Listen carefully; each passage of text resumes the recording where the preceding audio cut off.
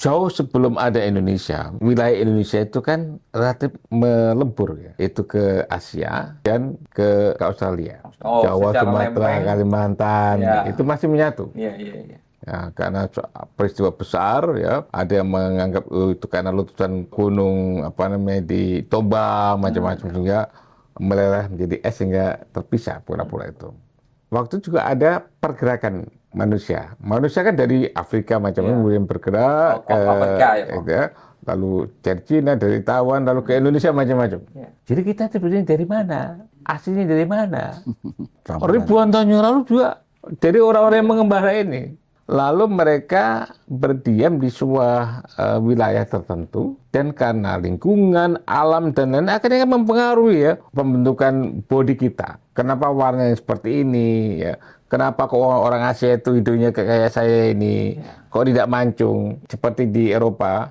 Itu kan tidak lepas dari pengaruh alam mereka masing-masing, termasuk warna kulit dan lain itu tidak lepas dari alam. Nah artinya ini akhirnya sekian ratusan tahun bahkan ribuan tahun akhirnya membentuklah komunitas yang berbeda tadi. Kalau dalam ya ini karena ada Pak Kiai ya. Kalau dalam agama Islam kan Tuhan itu menciptakan bersuku-suku berbangsa-bangsa supaya lita'arofu, supaya saling mengenal satu sama lain.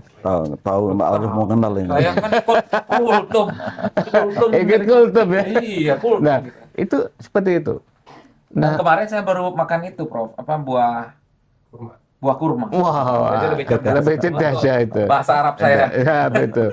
Nah, artinya apa? Kemudian di Indonesia itu ada sekian banyak suku macam-macam. Ya, biasanya tadi lokalitas tadi karena alam dan lain kan melahirkan suku-suku sendiri-sendiri. Belakangan ada negara Eropa yang ke sini, Portugis, Spanyol, dan Belanda itu yang awalnya kan berdagang. Ya semuanya berdagang. Karena itu orang Portugis itu mengatakan, kami nggak pernah Menjajah. di Indonesia. Nah, mereka berdagang dan akhirnya menguasai kita. Tapi dalam prakteknya kan bukannya berdagang, muncullah namanya kolonisasi, pemaksaan. Orang-orang yang dari bersuku-suku tadi, dari Aceh sampai Papua sana, itu kan punya pengalaman yang sama. Nah, pengalaman yang sama inilah yang akan membentuk ikatan di antara mereka. Kesamaan sejarah, sama-sama pernah dijajah oleh Belanda dan lain-lain itu melahirkan komitmen untuk membangun nation and state Indonesia.